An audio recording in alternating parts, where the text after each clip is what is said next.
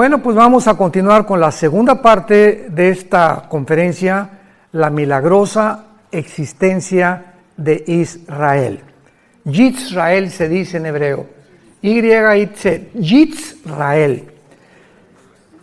Cuando abordamos el tema o el tópico de Israel, es imprescindible, sobre todo ya que estamos aquí, entender por qué Dios escogió esta nación. Dios, en primer lugar, es un Dios de orden y es un Dios de diseño. Los cielos cuentan la gloria de Dios, vemos en el universo un diseño, ¿correcto? Y vemos un orden, o sea, la Tierra gira en 24 horas sobre su eje, con una inclinación de 23 grados y medio exactamente sobre su eje, en 365 días alrededor del Sol. Gracias a este movimiento alrededor del Sol, tenemos las 4 estaciones del año. Y la Tierra no se mueve de su eje, gira a la misma velocidad de rotación y de traslación. Entonces, vemos en todo el universo un orden y un diseño que es imposible de romper. Las galaxias están cada día extendiéndose y durante muchos años los físicos o los científicos o astrónomos estuvieron tratando de determinar si la Tierra giraba alrededor del Sol o el Sol giraba alrededor de la Tierra. Cuando Galileo Galilei en 1625 más o menos descubre con su telescopio que es la Tierra la que gira alrededor del Sol, el Vaticano lo condenó a muerte. Que lo querían matar porque ¿cómo era posible que un dogma que se había establecido se pudiera violar? Y después pasaron diferentes posiciones. Y una de ellas fue algo que se acaba de descubrir, que realmente si la Tierra o la materia era eterna o fue creada.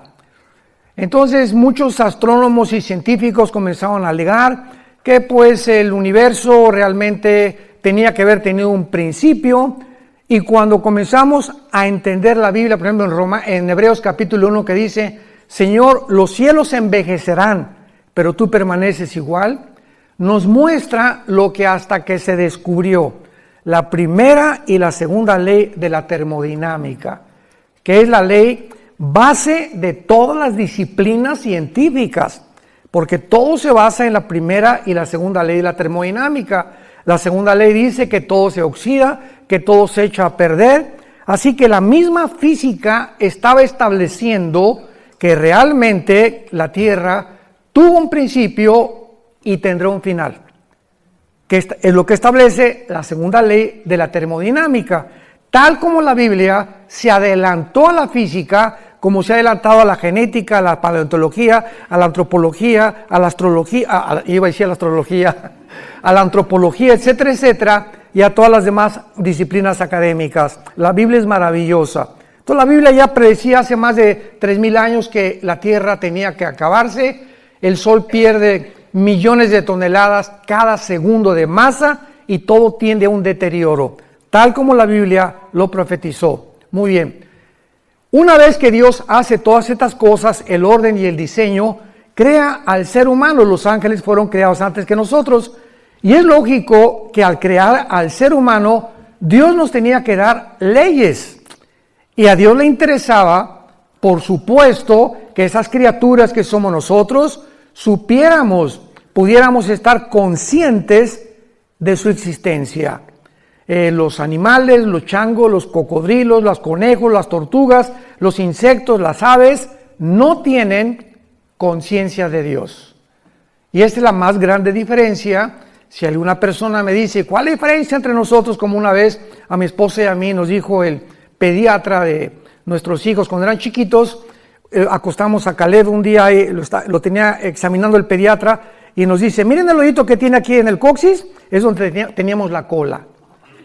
Y estoy hablando de un pediatra, director, me reservo, de uno de los más grandes hospitales de pediatría de la Ciudad de México, una eminencia en pediatría. Yo me quedé absorto. ¿Cómo es posible que esta persona siga creyendo en la teoría de la evolución? Yo recuerdo que entonces le pregunté cuál es la diferencia entre los hombres y los animales. No es la crin, no es la cola, no es nada. La Biblia es el único libro que nos dice que no venimos de los animales y que la conciencia de Dios es la que nos distingue de toda la creación. Nunca verás un congreso de conejos, alabaré, ni de chimpancés, ni de orangutanes, ni de delfines, que son los animales más inteligentes, ni de perros, porque la conciencia de algo o alguien que existe, dice Eclesiastés 3:11, que Dios puso la eternidad en tu corazón y en mi corazón. No ha existido una sola tribu, una sola civilización, jamás en la historia, que no haya adorado a algo o a alguien. Como dijo una vez el doctor Sigmund Freud, el hombre es un ser humano religioso y completamente equivocado, porque Dios no puede ser adorado más que a través de la mente y no del espíritu. De alguna manera, él reconoció que el hombre es una persona incorregiblemente religiosa. Entonces, al crearnos Dios, él tenía que escoger un puntito en el globo terráqueo, un puntito geográfico, donde él pudiera determinar, y a través de los 6,000 años de historia, que todas las naciones se concentraran en ese puntito que él puso, porque dice Ezequiel capítulo 5, versículo 5, que Israel es el ombligo de Dios. Esa palabra hebrea que dice es el centro, y la palabra en el hebreo ombligo, es el centro de Dios. Así lo escogió Dios. ¿Y por qué no México? Porque no le dio la gana a Dios. ¿Y por qué no Guatemala? ¿Y por qué no España? Y si no, los alemanes hubieran dicho, ¿y por qué no los ingleses? El asunto es que Dios tenía que escoger un punto para que la atención principalmente de las profecías de los últimos tiempos, que estamos nosotros y somos la generación que la estamos enfrentando, pudiéramos recordar hoy más que nunca venir a la Biblia. Y esta es la generación que ha llegado a la cúspide de la tecnología. Y esta tecnología es la que está enloqueciendo y convirtiéndose en un Dios para los seres humanos. Entonces Dios escoge a Abraham. Y le dice a Abraham, ven para acá. Abraham no era judío, viene de Irak. Y lo trae de una tierra completamente, todavía no se formaba Israel, pero él habitaba en Irak, casi cerca con Siria, porque en el Antiguo Testamento Siria e Irak era la tierra de la Mesopotamia, que significa la tierra entre dos ríos, entre el Tigris y el Éufrates. Entonces viene Abraham, Dios le hace la promesa a Abraham, y de Abraham viene Isaac, viene Jacob, vienen las 12 tribus de Israel, de las 12 tribus viene la tribu de Judá, de donde nacería Jesucristo el Mesías. Entonces Dios comienza a establecer, ¿qué cosa? Un orden, un diseño secuencial, cronológico, para poder ordenar la historia, y los cristianos venimos a la Biblia y encontramos en la Biblia este orden cronológico, secuencial, histórico, y conforme la historia va avanzando, descubrimos que simplemente la Biblia se adelanta a la historia. La Biblia es la historia escrita por adelantado, para que nosotros comprobemos que solo Dios lo pudo hacer. Es imposible que el ser humano haya podido determinar desde el principio las leyes de la genética. Génesis 1, 11 y 2. Las semillas tendrán su semilla y se reproducirán de acuerdo a su género y especie. El chango conforme a su género y especie. La naranja tendrá una semillita y contendrá los minerales y las vitaminas que van a beneficiar al ser humano. Las manzanas van a ser manzanas, las uvas van a ser uvas. Todo absolutamente Dios lo determina a través de las semillas. El esperma del ser humano no puede mezclarse con un chango, ni tampoco un hombre con un hombre, ni una mujer con una mujer. Todo está establecido en el orden de Dios. Llegamos al siglo XXI, la tecnología nos enloquece y nos atrevemos a tratar de decir que hay más de dos géneros, que ya es la locura, y es la psicopatía, como habíamos mencionado anoche. Entonces se forma la nación de Israel, y ya vimos hace 2 días para formar la primera nación monoteísta. Todas las tribus que habían alrededor de Israel eran paganas, idólatras, llenas de ocultismo, adoraban a Satanás o a Baal sin que ellos supieran, a Astoret, a Astaratis y a todos estos ídolos que dice la Biblia, detrás de ellos se encontraban demonios. Entonces Dios escoge una nación para que a través de ellos venga el Mesías, y a través de todas las generaciones llegamos a Lucas y llegamos a Mateo, encontramos algo completamente excepcional en la historia de la heráldica del ser humano. ¿Qué cosa es? ¿Tú te acuerdas quién es tu la abuela? Ahora saben lo que acaban de descubrir dentro de la genética, que genéticamente tú puedes decir, bueno, pues porque mi esposo y yo no hicimos un examen que mandamos salir o no sé qué cosa, y nos dijeron que teníamos mezcla de qué y de qué y qué nacionalidad. Pero se está descubriendo que no puedes llegar a más de 5 o 6 generaciones, porque tal vez octava o décima generación tenías otra ascendencia completamente diferente, porque hasta antes de la 7ª o 8ª generación, genéticamente es imposible ya deducir de dónde vienes tú, o sea, tu origen realmente. El único ser humano al que se le puede trazar su genealogía desde el principio de la creación es a Jesucristo. Que está la generación desde Abraham, para darnos cuenta en Lucas y en Mateo, hijo de tal, hijo de tal, hijo de tal, y termina María y termina siendo la madre del Mesías. Entonces, cuando Jesús apareciera, él tenía que tener credenciales.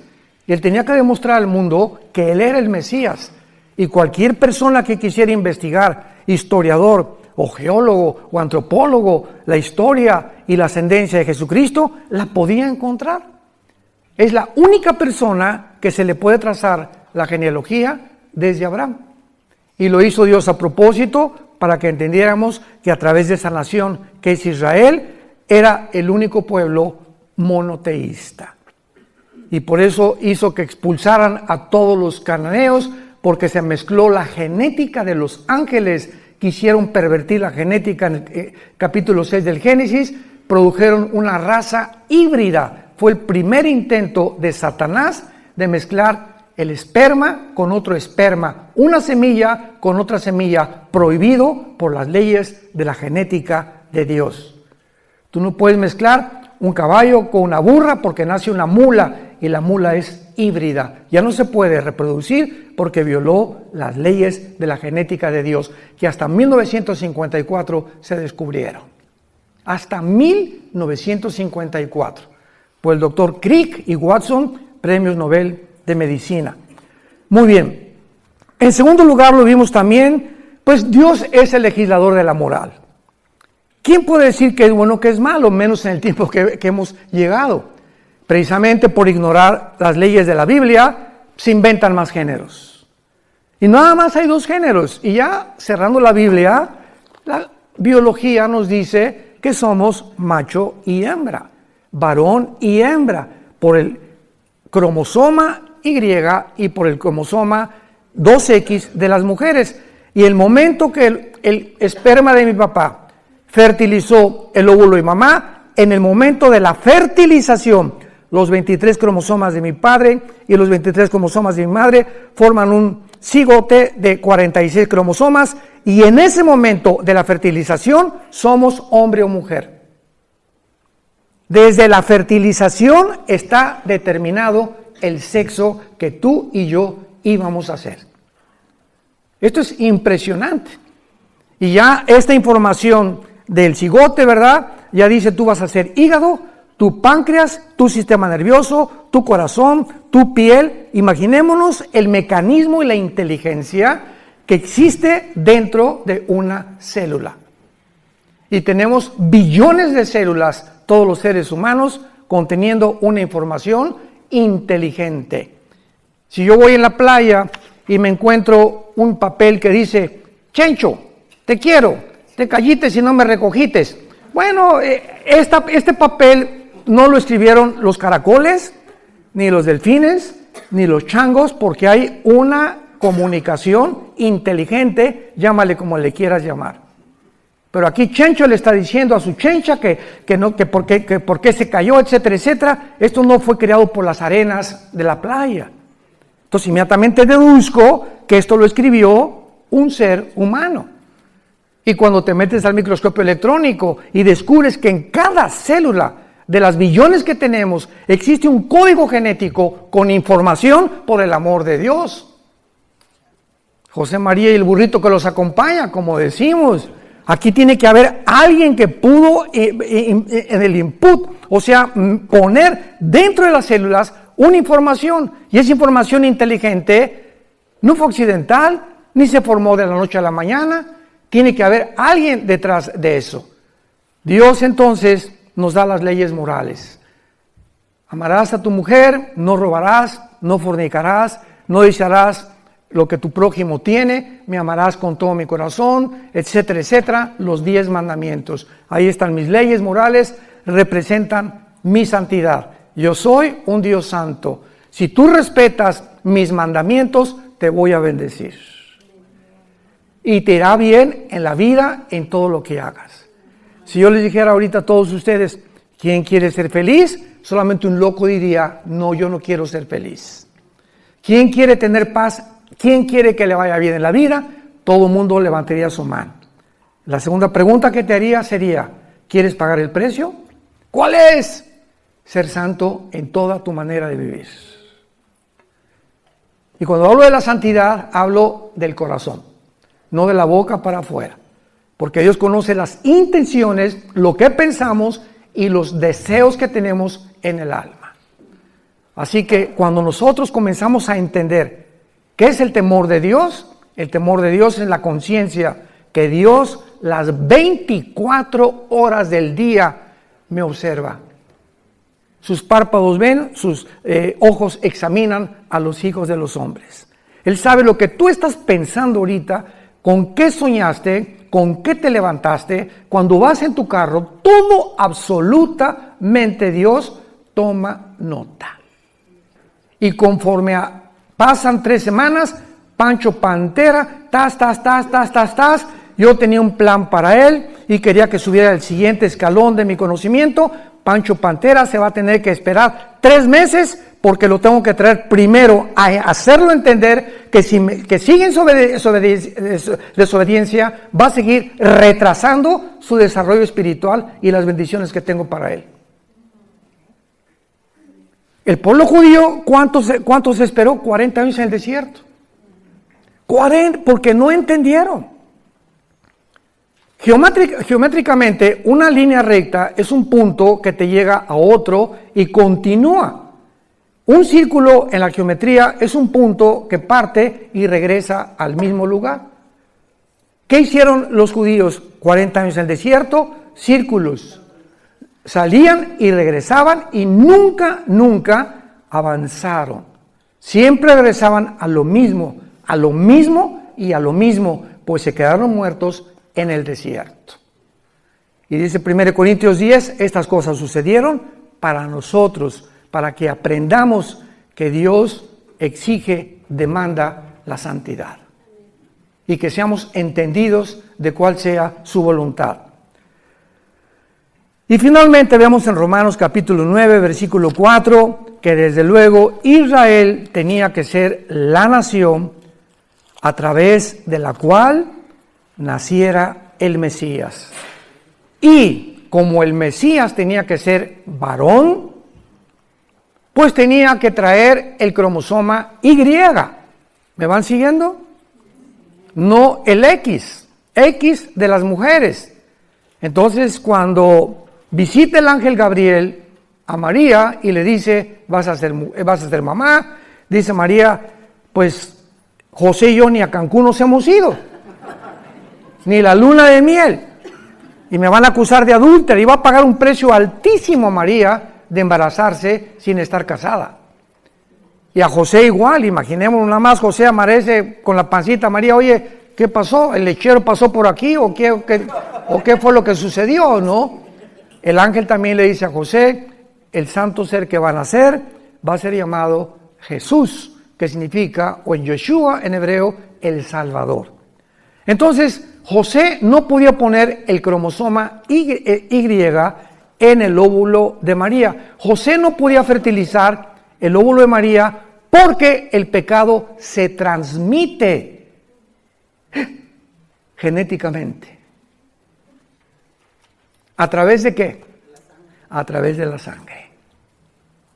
Dice la Biblia, te permito todo menos comer sangre. ¿Cuál misterio tenía la sangre?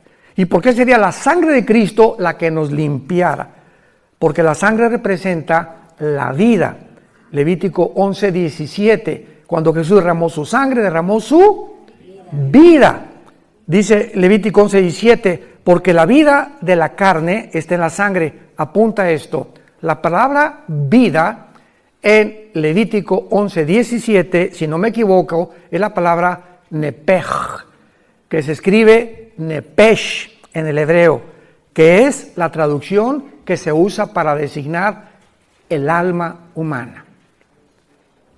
El alma se encuentra en la sangre. El espíritu lo da Dios en el momento del nacimiento. Pero el alma se transmite de generación en generación. Si tú tuviste una abuela bruja hace cierta cantidad de años y se muere la abuela bruja de la familia Pancholín, para poner otro nombre que no vayan a asustarse, entonces el espíritu que estaba en el espíritu de tu abuela va a buscar el hijos de tu abuela que tengan la tendencia del ocultismo y la brujería para perpetuar, se llaman espíritus familiares, para perpetuar la brujería en esa familia. Y en esa familia puede haber personas que comiencen a tener disque fenómenos telepáticos o presencias extrañas en su vida, o que lean las cartas, o como un judío hace algunos años que fue a México que doblaba a distancia cucharitas y hacía que se detuviera el reloj, supuestamente con poderes que no existen más que a través de demonios en la mente humana, haciéndonos creer que somos superhombres y que somos diferentes a los demás seres humanos. Entonces, cuando estudiamos profundamente la Biblia, podemos entender tantas cosas que suceden a nuestro alrededor. Ahora, muy bien, el milagro más grande por lo cual nació Israel en el 48, porque recordamos que en el Antiguo Testamento Dios le dijo a Israel, adiós, no me van a volver a ver hasta que yo regrese. Y entre mi ida cuando ascienda al cielo, Oseas 5 y Oseas 6 del 1 al 2, me voy a ir y van a pasar 2 días, que son 2000 años, cuando ustedes, le está hablando a los judíos, me digan Baruch Hashem Adonai Elohim, bendito el que viene en el nombre del Señor. Van a pasar 2000 años, desde que yo me vaya hasta que yo regrese. Entonces, en este periodo de 2000 años, Dios forma otra entidad, que son la que la mayor parte de los judíos no entienden. También muchos guías que tenemos no entienden esto todavía. Ayer me preguntaron, oye, pero ¿por qué si Jesús es judío, no siguen ustedes las fiestas judías? ¿Por qué no hacen por qué no adoran el sábado? ¿Por qué? Porque la iglesia no es Israel. La iglesia es otra entidad que no existía en el Antiguo Testamento. En el Antiguo Testamento el Espíritu Santo al Kodosh bajaba sobre Sansón y le daba fuerzas a Sansón. El Espíritu Santo se iba y Sansón era como cualquier hombre normal. Venía sobre David el Espíritu Santo y escribió el Salmo 22. Dios mío, ¿por qué me has desamparado? Jugaron sobre mis ropas fuertes, mi corazón fue como la cera. Estaba David escribiendo la crucifixión 1000 años antes de que Cristo naciera. Casi 3000 años antes de que Cristo naciera, por la inspiración del Espíritu Santo. Isaías 53. He orado mis manos y mis pies, sobre mi ropa echaron suertes, etcétera, etcétera. Isaías estaba escribiendo 700 años antes de la crucifixión de Jesucristo. Viene la iglesia, que no es Israel, y entonces el Espíritu Santo baja de manera diferente a como operó en la administración, en la economía, o se conoce como la dispensación de la ley.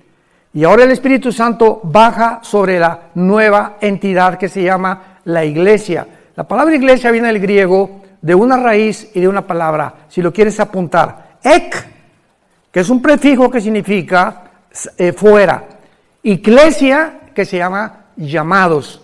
Entonces, Ecclesia significa los llamados fuera, porque somos llamados fuera espiritualmente del mundo.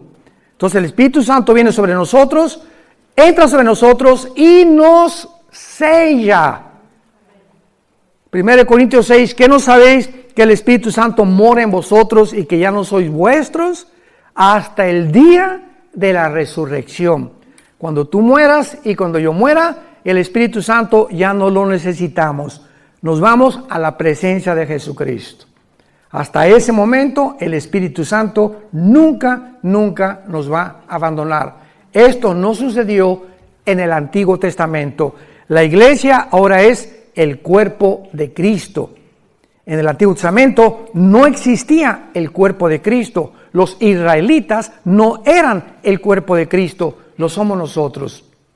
Y cuando venga el rapto, solamente los que están en Cristo, en el cuerpo de Cristo, o sea, desde Pentecostés hasta el día del rapto, nos vamos con el Señor. Los judíos resucitarán al final de los 7 años de la tribulación, en la segunda venida de Cristo. Daniel 12, 1 y 2. Pero Dios tenía que preparar y avisarnos que ya venía, antes que los judíos. Y se los voy a explicar. Cuando Jesús vino, preparó el Bautista su venida a través de los bautizos. Y comenzó el Bautista a gritar: arrepiéntanse y hagan frutos de arrepentimiento, porque viene alguien que no soy digno de desatar sus zapatos. Juan el Bautista era primo hermano de Jesús. Y Juan el Bautista nació 6 meses exactamente antes que su primo hermano, que Jesucristo. Isabel era parienta de María. Entonces, cuando aparece Jesucristo en el río Jordán, mañana en el río Jordán, Juan el Bautista estaba bautizándolos para arrepentimiento de pecados, preparando el camino, porque habían pasado 400 años sin palabra de Dios. De Malaquías hasta el Bautista, Dios no le había vuelto a hablar a Israel. Entonces nos imaginamos la dureza del corazón, que hasta lo rechazaron y lo crucificaron, porque en 400 años el corazón se les endureció. Tenía que el Bautista venir antes y comenzar a preparar el corazón para que cuando apareciera Jesucristo, el terreno estuviera flojo. Yo no puedo sembrar en un terreno donde está dura la tierra. Tengo que meter un asadón y rascarle para aflojar la tierra y aventar la semilla y pueda crecer. Los corazones tenían que ser rasgados por la predicación tan fuerte del Bautista: generación de víboras, y ustedes hagan frutos de arrepentimiento, y a los soldados no hurten y respeten al prójimo, etcétera, etcétera. Y se juntó toda la gente sintiendo en el espíritu que verdaderamente el Mesías estaba cerca de su venida. Entra Jesucristo y dice Juan el Bautista: ese es el Cordero de Dios. ¿Por qué dijo el Cordero de Dios? Porque el Cordero era lo que todos los judíos sacrificaron en el día de la Pascua, desde Éxodo capítulo 2. Entonces, Dios tenía que preparar a Israel, y si Dios iba a regresar con Israel, en el 48 vino la resurrección nacional. Veamos ahora rápidamente la preparación de Dios para que en el 48 no surgió accidentalmente una nación formada en un día, el 14 de mayo. Veamos cómo desde el siglo XVIII, desde el siglo XIX, comienza Dios a levantar y preparar el camino, porque Dios nunca hace nada sin antes preparar. Tú no eres ingeniero sin preparación. No eres psicólogo sin preparación.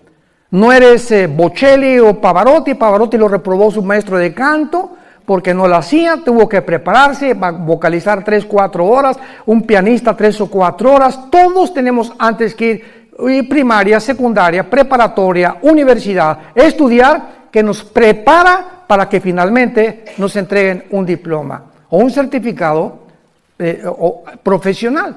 Entonces Dios también trabaja de la misma manera. Él no puede actuar de una forma accidental. Y cuando descubrimos lo que hizo Dios antes, para que veamos cómo estos eventos de la historia no fueron accidentales, nos va a abrir los ojos para comprender la grandeza de Dios.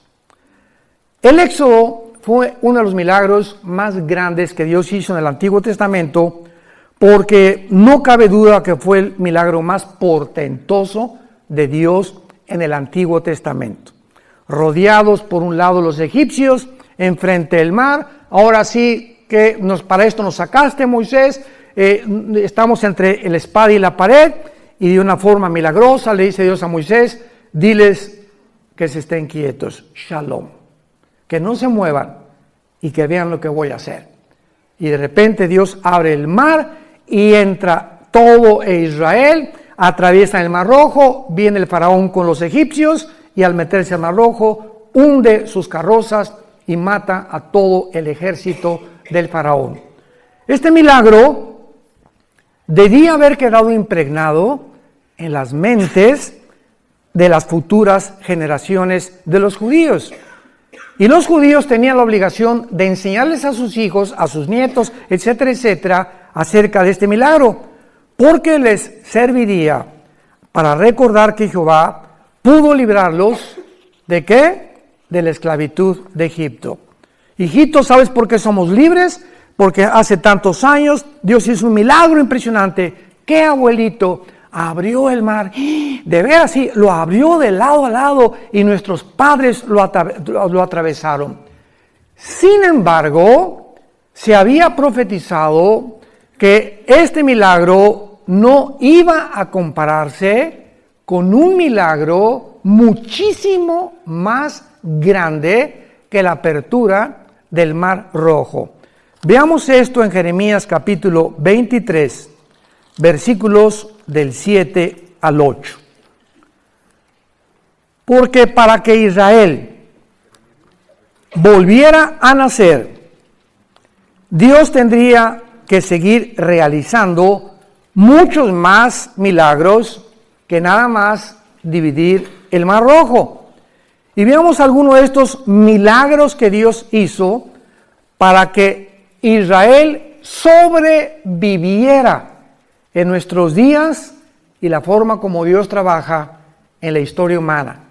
Jeremías 23 del 7 al 8. Escuchen con mucha atención. Por tanto, dice el profeta Jeremías, vienen días, dice Jehová, en que no dirán más. Ya no van a acordarse de qué cosa.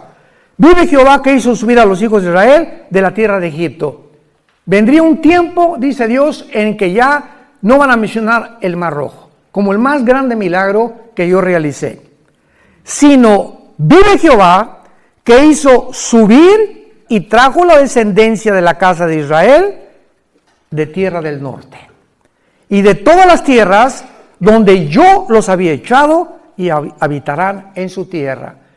Dios profetiza que habría un milagro, el más grande que se presenció en el siglo XX, cuando Israel, después de casi 1900 de exilio en la diáspora, regresaran a su tierra.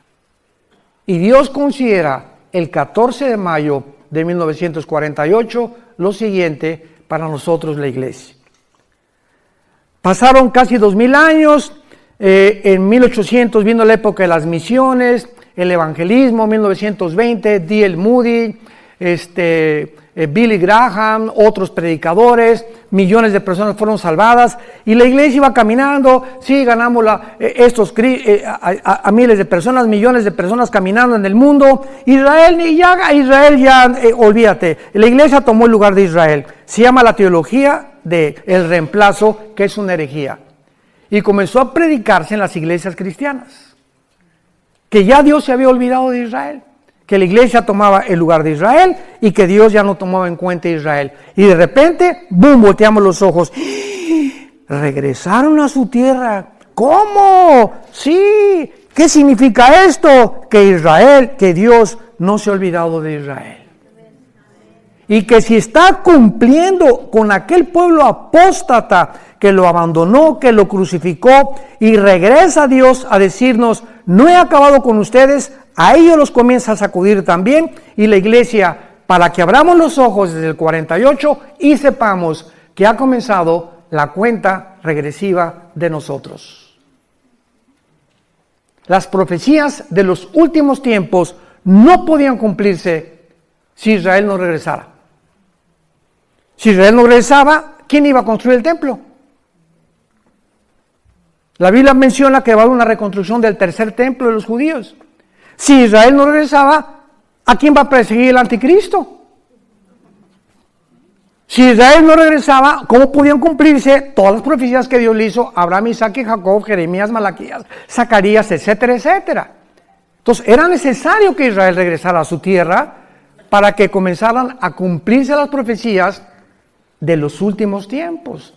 Charit en el hebreo, los finales días o los finales tiempos. Y todo el libro de Daniel, capítulo 2, capítulo 5, capítulo 7, capítulo 8, capítulo 10, 11 y 12 de Daniel, todas las menciones que se hacen de las profecías de Daniel y las visiones de Daniel, todas se relacionan con el final de Israel en los últimos tiempos, y la señal más grande es cuando regresaron en el 48.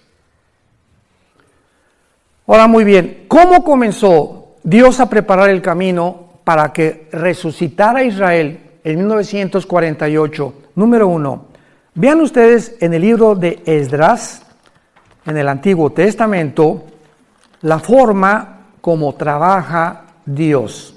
Vamos a comenzar desde el Antiguo Testamento, cómo Dios trabaja, para que entendamos cómo comenzó a trabajar con un judío llamado Teodoro Herzl en el año 1800. Dice Esdras capítulo 1, versículo 1. Esta revelación es increíble. En el primer año de Ciro, rey de Persia, para que se cumpliese la palabra de Jehová, para que lo que Dios dijo tenía que cumplirse, despertó Jehová el espíritu de un sacerdote, el sumo sacerdote, algún profeta.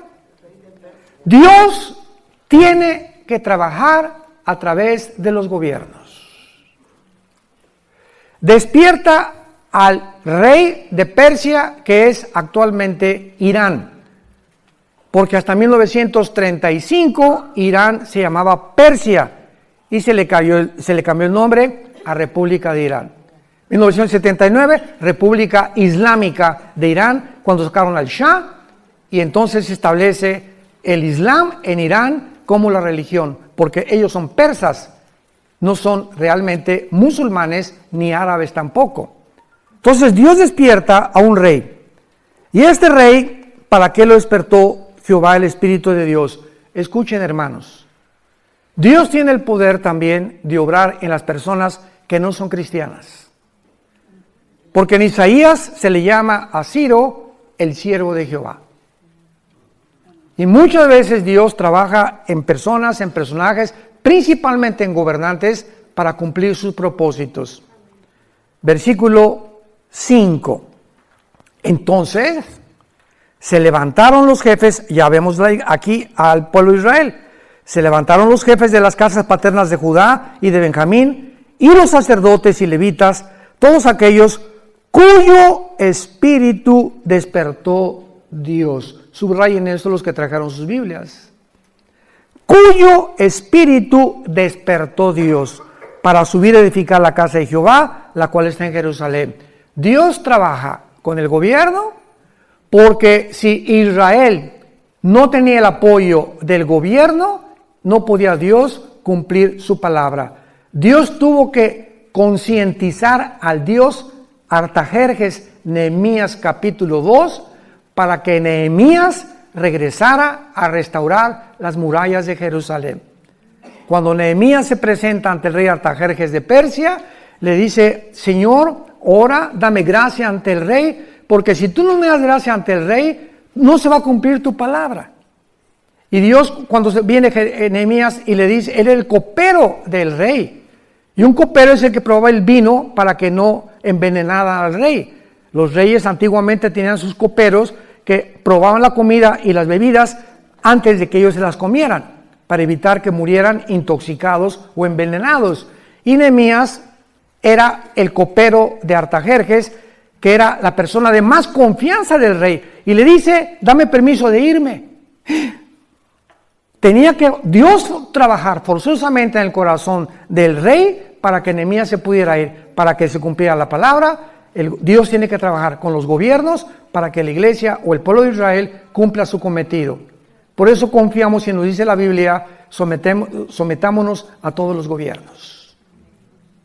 Ya sean comunistas, ya sean dictatoriales, ya sean monarquías, ya sean socialistas, tenemos que respetar los gobiernos. Los apóstoles vivieron bajo el peor de los gobiernos, los césares romanos. No encontramos una crítica en el Nuevo Testamento, ni de Pablo, ni de Pedro, ni de Santiago, ni de ninguno contra ningún gobierno. Lo contrario, 1 Timoteo 2, del 1 al 5, oren por vuestros gobernantes.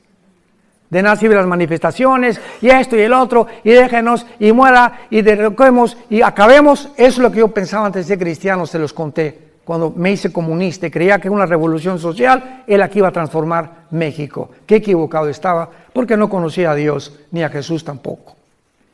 Entonces, ¿qué fue lo que pasó? Despertó Dios la conciencia de un judío llamado Teodoro Herzl.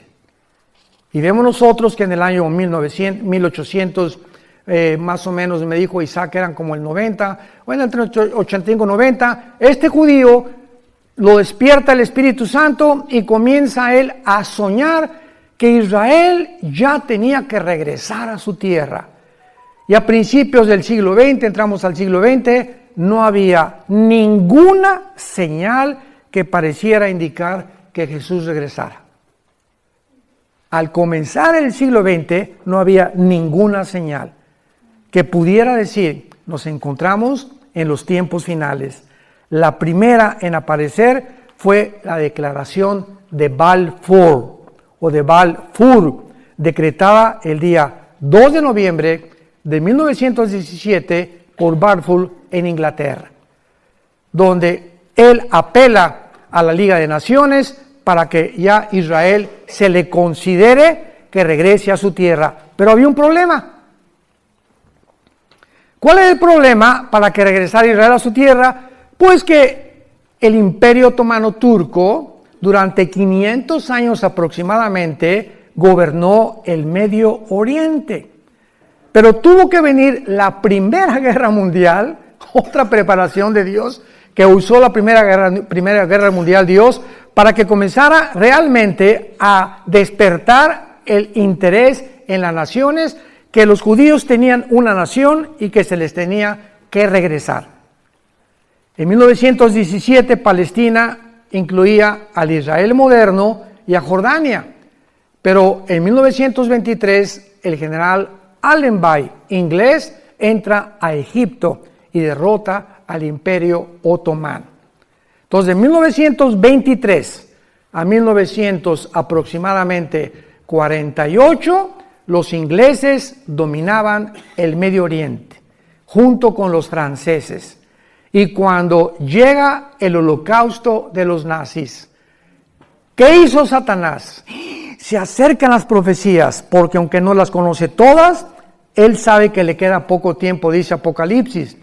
Entonces, al ver todas estas cosas y estos puntos que Satanás, con muchísima más sabiduría que nosotros, hasta ahorita lo podemos comprender nosotros, se da cuenta que Israel está cerca de poder regresar a su tierra. Y si regresaba a su tierra, estaba marcado ya el destino de Satanás y sus ángeles caídos. ¿Y qué hace Satanás? Levanta a Adolfo Hitler.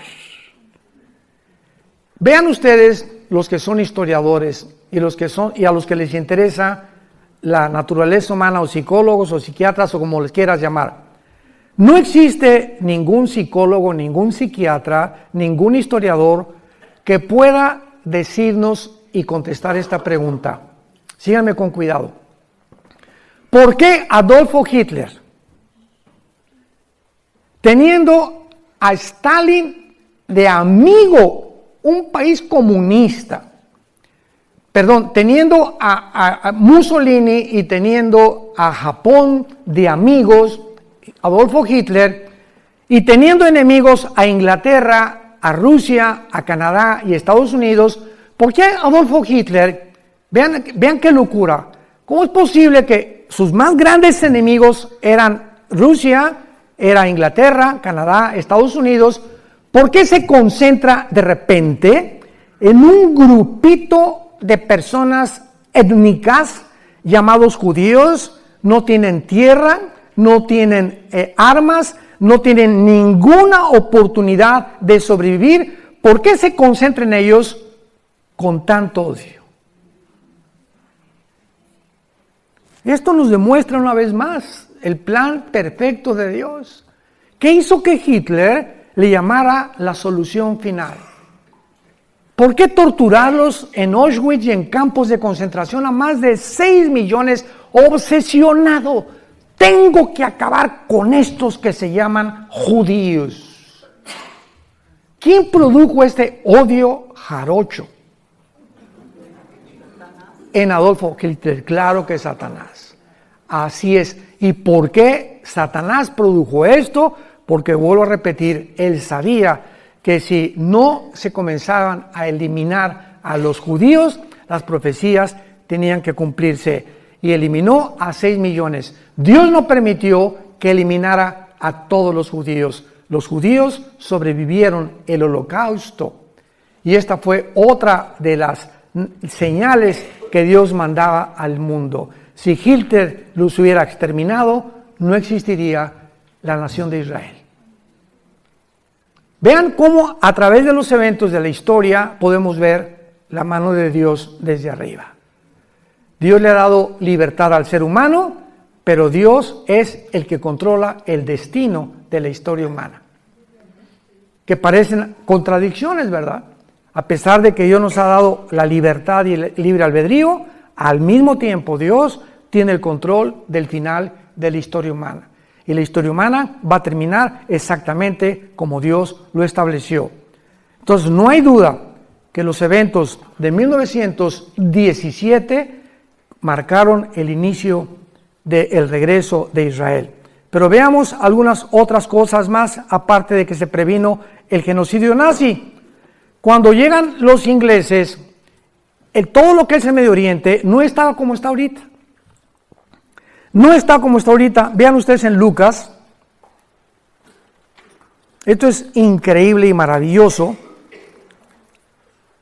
¿De qué forma Dios comienza a organizar el Medio Oriente para que nazca Israel? Lucas 21, versículo 29 al 32. Y con esto terminamos. También les dijo una parábola. Vean con mucha atención la Biblia. Mirad la higuera y... Si leen Mateo 24, nada más dice la higuera. Pero Lucas agrega y los árboles. Y hemos hablado y nos hemos desgastado en demostrar que la higuera es Israel. Porque el día anterior Jesús maldice una higuera. Y dice, no volverás a tener fruto. Y está maldiciendo simbólicamente a la nación de Israel. Entonces, si la higuera representa un árbol, ¿qué representan todos los árboles? Pero aquí el Espíritu Santo nos fija nuestra atención en no solamente ver la higuera, sino que dice, y todos los árboles. Cuando ya brotan, viéndolo, saben por sí mismos que el verano está cerca. Así también ustedes cuando vean estas cosas, sepan que el reino está cerca. De cierto les digo, no pasará esta generación hasta que todo esto acontezca. Los ingleses y los franceses se formó el Medio Oriente, todo junto con Israel, en menos de 15, 20 años, tal como lo conocemos actualmente para que naciera Israel. Escuchen esto ustedes, Afganistán se forma en 1919, Egipto 1922, Arabia Saudita 1932, Persia o Irán, 1935. El Líbano, 1943. Siria y Jordania, 1946. Israel, 1948. En menos de 30 años, en el siglo XX, se independizan y se forman las naciones que forman actualmente el Medio Oriente y que tenían que existir para que Israel resurgiera y renaciera y resucitara, y estas naciones alrededor se convertirían en sus más acérrimos enemigos. Formaba parte del plan de Dios, porque en el 48 vienen las naciones árabes a atacarlos. Los judíos nombran a David Ben Gurión presidente de Israel, Estado soberano libre, y al otro día, el 15 de mayo, a las 6 de la mañana, los atacan los árabes, aún con el permiso de la Liga de las Naciones, que no eran las Naciones Unidas. 1956 viene otra guerra, el 67, vamos a hablar de ello, es la guerra más milagrosa de la historia, de acuerdo al general Schwarzkopf, que fue el presidente de la cadeta de militares West Point y que fue el general de la guerra del Golfo Pérsico, que dirigió todos los ejércitos, 29 ejércitos contra Saddam Hussein para sacarlo de Kuwait. El general Schwarzkopf dice en su libro, en sus memorias: en la historia de la milicia y de las guerras nunca ha habido una guerra tan milagrosa como la guerra de 1967, la guerra de los 6 días. Y le preguntaron ¿por qué? Y contestó ahí en su libro el general Schwarzkopf, y dice así: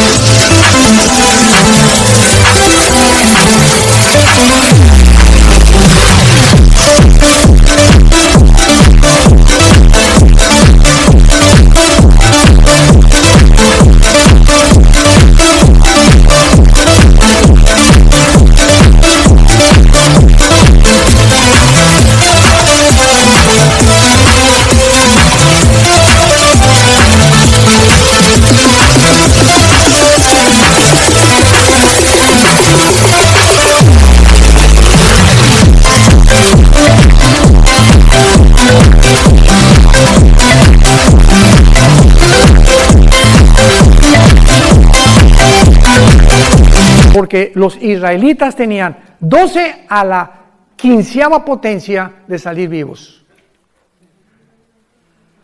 ¿Conocen ustedes lo que se llama la ley de las probabilidades? Aquí seremos 300 personas.